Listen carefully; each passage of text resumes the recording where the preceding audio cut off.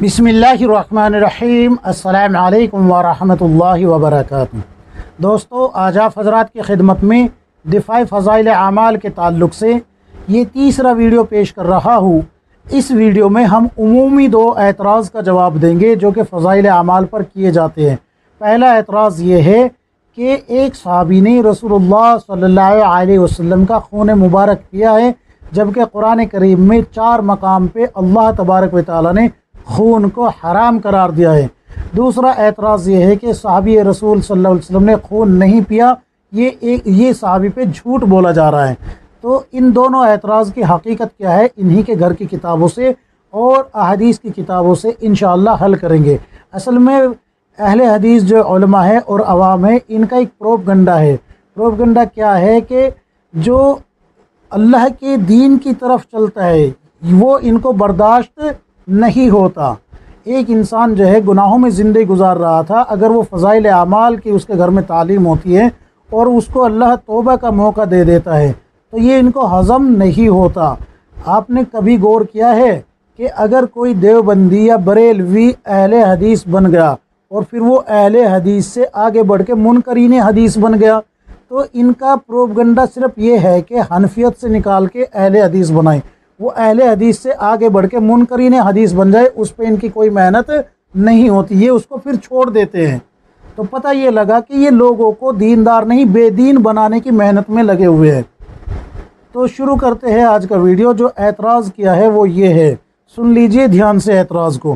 फ़ज़ाइल आमाल में किसी सहाबी के मुताल्लिक़ लिखा है कि उन्होंने हुज़ूर सल्लल्लाहु अलैहि वसल्लम का खून मुबारक पिया था। शकील अहमद मेरठी जो कि अहले हदीस आलिम है और आजकल जो सोशल मीडिया पे एक्टिव अहले हदीस की जमात है, उन सब का एतराज़ ये है कि वो कहते हैं कि कुरान करीम में 4 मकामात पर खून के हराम होने का ज़िक्र है। कुरान करीम की मज़कूरा चारों आयतों को बार बार पढ़े, फिर उस रिवायत को जो हिकायत सहाबा में लिखी है यानी फ़ज़ाइल आमाल में लिखी है पढ़े। क्या दोनों में तज़ाद नहीं है? एतराज़ वाली किताब का नाम है तबलीगी जमात का निसाब, सफ़ा नंबर 12। खोल के देखें, आपको ये एतराज़ मिल जाएगा। अब इसका जवाब क्या है? इसका जवाब इन्हीं के घर की किताब से देते हैं पहले, फिर इंशाअल्लाह ताला अहदीस की किताबों के हवाले और इबारत भी पेश करेंगे।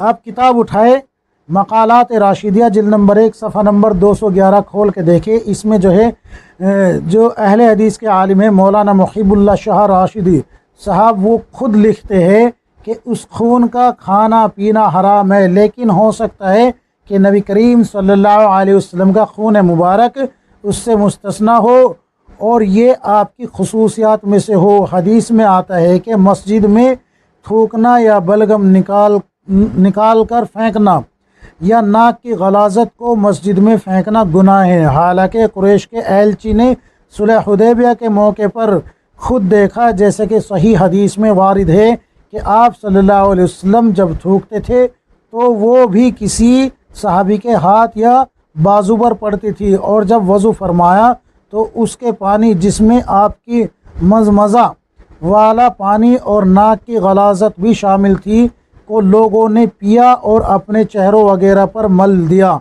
बहरहाल ये खुसूसियत नबी करीम सल्लल्लाहु अलैहि वसल्लम की थी, वरना अगर हम में से कोई आदमी दूसरे आदमी के मुंह पर तो क्या हाथ पर भी थूक दे तो वो इस पर चराग पा होने से नहीं रह सकता। अगर मज़मून निगार अल्लाह के रसूल सल्लल्लाहु अलैहि वसल्लम के खून मुबारक को खुसूसियत का कायदा देने के लिए तैयार न हो तो ये ज़्यादा से ज़्यादा उस सहाबी रज़ियल्लाहु अन्हु की एक लग़ज़िश हुई जो बेहद मुहब्बत और ताज़ीम अक़ीदत मंदी से सुदूर में आई, जो बहरहाल काबिल अफ़ू और दरगुज़र है। मक़ालात राशिदिया जिल्द नंबर 1 सफ़ा नंबर 211 खोल के देखें, आपको ये जवाब इन्हीं के घर से मिलेगा। अब आगे क्या लिखते हैं ये भी सुन लीजिए। खून नबवी का पाक होना खासा नबवी है, जैसे नबवी नींद का नवाकिज़ वज़ू ना होना खासा नबवी है। जिस तरह नींद के नवाकिज़ वज़ू होने की आम रिवायत को लेकर नबवी नींद का नवाकिज़ करार देना गलत है, इसी तरह खून की नजासत व हुर्मत के आम दलाइल को مدار بنا کر خون نبوی کو ناپاک قرار دینا غلط ہے۔ شکیل احمد میرٹھی صاحب جو کہ اہل حدیث کے عالم ہیں اور اعلی غیر مقلدیت خاص کر خون نبوی کو نجاست قرار دینے کی دلیل اپنے یہاں سے پیش کرے کہ انہوں نے کس بنیاد پہ خون نبوی صلی اللہ علیہ وسلم کو نجس قرار دیا ہے، یہ ان کی ذمہ داری ہے۔ سمجھ میں آئی بات؟ اب آگے بھی سن لیجئے، یہاں یہ بھی بات ذہن نشین رکھے کہ اہل حدیث کے نزدیک حیض کے علاوہ باقی تمام خون پاک ہے، صرف حیض کا خون ناپاک ہے۔ آپ کتاب کھول کے دیکھیں، نزل الابرار جلد نمبر 1 صفحہ نمبر 49 میں یہ بات آپ کو مل جائے گی کہ حیض کا خون ناپاک ہے، باقی کوئی خون ناپاک نہیں ہے۔ اب جب ان کے ہاں کوئی خون ناپاک ہی نہیں ہے حیض کے علاوہ، تو پھر رسول اللہ صلی اللہ علیہ وسلم کے خون مبارک کو کس بنیاد پہ انہوں نے ناپاک اور نجس قرار دیا ہے؟ یہ دلیل اپنے آپ خود یہ پیش کرے، ان کی ذمہ ہے دلیل پیش کرنا۔ اب آگے بھی سن لیجئے، اب رہا خون پینے کا ثبوت، آئیے مولانا محیب اللہ شاہ راشدی صاحب کی زبانی سنتے ہیں۔ راشدی صاحب لکھتے ہیں، ابن ہشام نے جو روایت حضرت ابو سعید خدری رضی اللہ عنہ سے نقل فرمائی ہے وہ میرے نزدیک حسن الاسناد ہے، یعنی کہ حسن درجے کی ہے۔ کون سی ہے؟ حسن درجے کی ہے، حسن درجے کی ہے، اس کو ضعیف قرار دینا تحقیق کے خلاف ہے۔ ابن ہشام کی یہ روایت ابن ہشام کی روایت میں ابن سید الناس کی کتاب عین الاثر جلد نمبر 2 سے نقل کر رہا ہوں۔ اور پھر کیا لکھتے ہیں؟ اس حدیث کا خلاصہ یہ ہے کہ جنگ میں رسول اللہ صلی اللہ علیہ وسلم زخمی ہو گئے۔ مالک بن سینان رضی اللہ عنہ نے آپ کے زخم کو صاف کرتے ہوئے خون کو چوسا اور نگل گئے۔ آپ صلی اللہ علیہ وسلم نے فرمایا، جس کے خون میں میرا خون شامل ہو گیا اسے جہنم کی آگ نہیں پہنچے گی۔ راشدی صاحب اس حدیث کی سند پر بحث کرنے کے بعد لکھتے ہیں، بہرکیف یہ سند حسن سے کم نہیں ہے، لہذا یہ واقعہ صحیح و ثابت ہے۔ حضرت مالک بن سینان والد حضرت ابو سعید خدری رضی اللہ عنہ نے نبی کریم صلی اللہ علیہ وسلم کے چہرہ مقدس کا خون مبارک چوسا اور پھر نگل لیا۔ ایک روایت میں اس طرح بھی ہے کہ نبی کریم صلی اللہ علیہ وسلم نے انہیں فرمایا کہ یہ خون جو تو نے چوسا ہے اس کو زمین پر پھینک دو، لیکن انہوں نے فرمایا اللہ کی قسم میں اس کو زمین پر نہیں پھینکوں گا، اور اس کو نگل لیا۔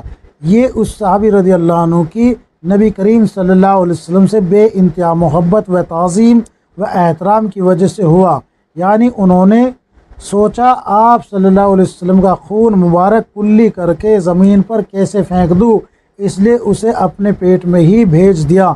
اس قسم کی احترام و تعظیم کی وجہ جو امر کی انحرافی بظاہر نظر آتی ہے وہ گناہ نہیں سمجھی جاتی، بلکہ زیادہ سے زیادہ اس کو ذلت و لغزش ہی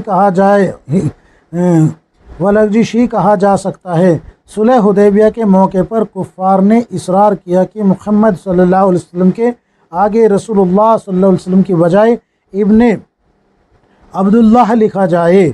اس پر آپ صلی اللہ علیہ وسلم نے حضرت علی رضی اللہ عنہ جو کہ اس وقت کتابت کر رہے تھے سے فرمایا کہ رسول اللہ کے الفاظ مٹا دو، لیکن انہوں نے اپنے ہاتھ سے ان الفاظ کو مٹانا مناسب نہ سمجھا اور نہ ہی ان کو مٹایا۔ پھر آپ صلی اللہ علیہ وسلم نے خود کاغذ لے کر اس سے یہ الفاظ مٹا ڈالے۔ آپ سوچیں کیا اس واقعے میں حضرت علی رضی اللہ عنہ کا آپ صلی اللہ علیہ وسلم کے امر سے انحراف ہوا یا نہیں؟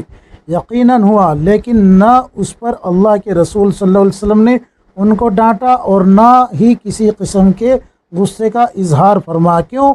اس لیے کہ یہ امر کی انحرافی ایمان کامل و عقیدہ راسخہ نبی کریم صلی اللہ علیہ وسلم کہ اللہ کے سچے رسول ہونے پر مبنی تھی۔ بس یہی وجہ یہاں پر بھی تصور فرما لیجئے۔ مقالات راشدیہ جلد نمبر 1 صفحہ نمبر 210 کھول کے دیکھیں، آپ کو یہ جواب مل جائے گا۔ اعتراض کرنا بڑا آسان ہے لیکن جواب دینا یہ بڑا مشکل ہوتا ہے، تو اعتراض کرنے والے نہ بنے، جواب دینے والے بنے۔ اسی لیے حضرت مفتی عبدالواحد قریشی صاحب فرمایا کرتے ہیں کہ اگر آپ جو ہے اہل حق کا شیر نہیں بن سکتے تو باطل کا کتا بھی مت بنے۔ سمجھ میں آئی بات؟ اب آگے اور سن لیجئے، راشدی صاحب مزید لکھتے ہیں آپ صلی اللہ علیہ وسلم مجروح ہوئے تھے اور خون بھی کافی بہا تھا، اور اس لیے ایک صحابی نے اسے چوسا اور زخم کو صاف کیا، اور وہ چوسا ہوا خون مبارک زمین پر تھوکنے کی طرح پھینکنے سے گریز کرتے ہوئے نگل لیا، اور چونکہ محبت و احترام اور تعظیم کی وجہ سے ہوا تھا، اس لیے آپ نے یہ فرمایا من مس دمی دمہ لم تصبہ النار۔ اس میں گو لفظ من عام ہے، لیکن اصل مقصود اس سے وہی مالک بن سینان مراد ہے، کیونکہ سیاق و سباق سے اس پر دلیل ہے۔ مقالات راشدیہ جلد نمبر 1 صفحہ نمبر 212 کھول کے دیکھیں۔ تنبیہ کے طور پہ ایک بات یہاں اور پیش کی جا رہی ہے، راشدی صاحب کا یہ مضمون مولانا مبشر ربانی صاحب غیر مقلد کی تحریر کا جواب ہے۔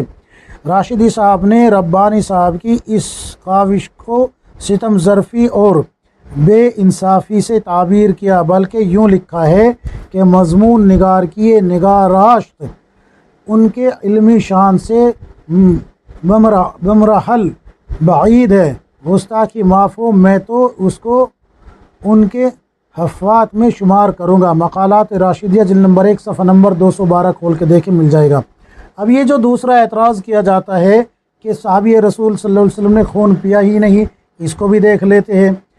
حضرت شیخ الحدیث مولانا زکریا صاحب رحمۃ اللہ علیہ نے نقل کیا ہے کہ سیدنا عبداللہ بن زبیر رضی اللہ عنہ نے بھی رسول اللہ صلی اللہ علیہ وسلم کا خون مبارک پیا تھا۔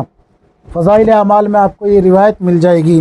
میرٹھی صاحب، یعنی کہ یہ جو میرٹھی ہے، یہ پھر اعتراض کرتے ہیں۔ پہلے تو اعتراض کیا کہ خون پیا ہے، اب اعتراض کر رہے ہیں کہ خون نہیں پیا ہے نا، کمال کی بات۔ اس کو جہالت نہیں تو کیا کہیں گے۔ میرٹھی صاحب اس پر اعتراض کرتے ہوئے لکھتے ہیں کہ شیخ زکریا صاحب نے خمیس نامی کتاب کے حوالے سے لکھی ہے۔ خمیس نامی کتاب اہل علم کے یہاں مستند و معتبر کتابوں میں شامل نہیں ہوتی۔ تو اس کا جواب کیا ہے؟ اس کا جواب سیدھا جواب یہ ہے کہ مولانا محیب اللہ شاہ راشدی صاحب جو کہ اہل حدیث عالم ہیں، اور وہ معتبر بھی ہے اور مستند بھی ہے، تو انہوں نے کیا لکھا ہے کہ راشدی صاحب نے معتبر و مستند کتاب سے مالک بن سینان رضی اللہ عنہ کے خون پینے کی حدیث نقل کی ہے، اسے سندن حسن کا ہے، جیسے کہ پیچھے اعتراض میں گزر چکا ہے۔ مقالات راشدیہ جلد نمبر 1 صفحہ نمبر 208 کے حوالے سے بات گزر چکی ہے۔ آپ مستند کتاب کی اس مستند بات کو تو مان لے، اور اگر اس کو بھی نہیں مانتے تو آگے پھر سن لیجئے۔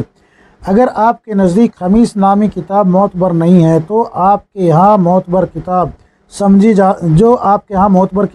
جاتی ہے انہیں ملاحظہ فرما لیتے ہیں۔ پھر امام بہقی سنن کبریٰ جلد نمبر 7 صفحہ نمبر 67 میں اس واقعے کو حضرت عبداللہ بن زبیر رضی اللہ عنہما سے روایت کرنے کے بعد لکھتے ہیں ورویہ من وجہ آخر ان اسماء بنت ابی بکر و ان سلمان فی شرب ابن زبیر رضی اللہ عنہ دمہ۔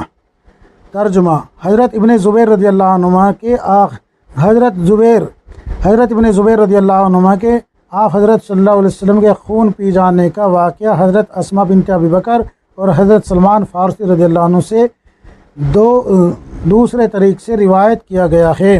حافظ نور الدین ہیثمی رحمۃ اللہ علیہ مجمع الزوائد جلد نمبر 8 صفحہ نمبر 270 میں اس واقعے کو خصائص نبوی کے باب میں درج کرنے کے بعد لکھتے ہیں یہ ترجمہ: یہ طبرانی اور بزار کی روایت ہے، اور بزار کے تمام راوی صحیح کے راوی ہے سوائے حنید بن قاسم کے، وہ بھی ثقہ ہے۔ یعنی کہ یہ آپ کو کہاں ملے گی؟ ایک تو آپ کو مل جائے گی یہ کہاں پر، جو پیچھے میں نے پڑھ کے سنائی ہے آپ کو، بہقی کی بھی ہے، سنن کبریٰ کی بھی ہے، اسی طریقے سے جو ہے آپ کو مجمع الزوائد میں مل جائے گی اور بازار میں مل جائے گی۔ تو یہ اتنے سارے دلائل آپ جو ہے کہاں کہاں تک جھٹلائیں گے۔ اس کے علاوہ اور بھی آپ کو میں حوالہ پیش کر دیتا ہوں۔ حافظ شمس الدین ذہبی رحمۃ اللہ علیہ نے تلخیص مستدرک جلد نمبر 3 صفحہ نمبر 554 میں اس پر سکوت کیا ہے، اور سیر اعلام النبا جلد نمبر 3 صفحہ نمبر 366 میں لکھتے ہیں یہ حدیث امام ابو یعلا نے اپنی مسند میں روایت کی ہے اور حنید راوی کے بارے میں کسی جرح کا علم نہیں۔ کنز الاعمال جلد نمبر 13 صفحہ نمبر 469 میں اس کو ابن عساکیر کے حوالے سے نقل کرنے کے بعد لکھا ہے کہ اس کے تمام راوی ثقہ ہے۔ میرٹھی صاحب السنن کبریٰ، مجمع الزوائد، تخلیص، مستدرک وغیرہ کتابیں آپ کے ہاں معتبر ہے یا نہیں ہے؟ اگر معتبر ہے تو پھر ان کو مان لیجئے، غیر معتبر کوئی کتاب ہے ہی نہیں۔ آپ اس پہ جو ہے خواہ خواہ کا اعتراض کر رہے تھے، اور یہ پوری کی پوری جماعت کے بارے میں کہہ رہا ہوں کہ صرف پروپیگنڈے کے تحت یہ کام چلتا ہے، ورنہ حقیقت یہ ہے کہ فضائل اعمال کی جو مقبولیت ہے اور اس سے جو لاکھوں کروڑوں آدمی جو ہے ہدایت پہ آ گئے ہیں، اللہ نے ہدایت عطا فرما دیے، اصل جیلسی وہ ہے۔